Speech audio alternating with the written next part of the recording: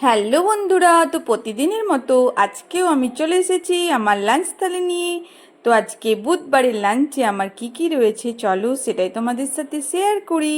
তো বুধবারের লাঞ্চে রয়েছে আমার গরম গরম ভাতের সাথে কাগজি লেবু, কাঁচা লঙ্কা, তার সাথে রয়েছে একটা মাছ ভাজা, আর রয়েছে গরম গরম কাঁচকলার বড়া। তো কাঁচকলার বড়ার সাথে আমি একটু আলু সেদ্ধ দিয়েছি, কাঁচা লঙ্কা কুচি, পেঁয়াজ কুচি, একটু ভাজা মশলা, নুন চিনি দিয়ে কাঁচকলার বড়াটা করেছি।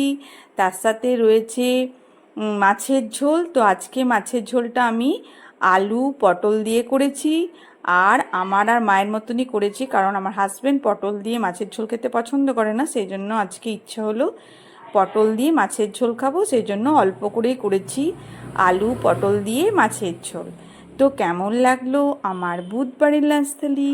শুভ দুপুর বন্ধুরা, সবাই ভালো থেকো, সবারই দিন খুব ভালোভাবে কাটুক। কাল আবার দেখা হবে। Good bye.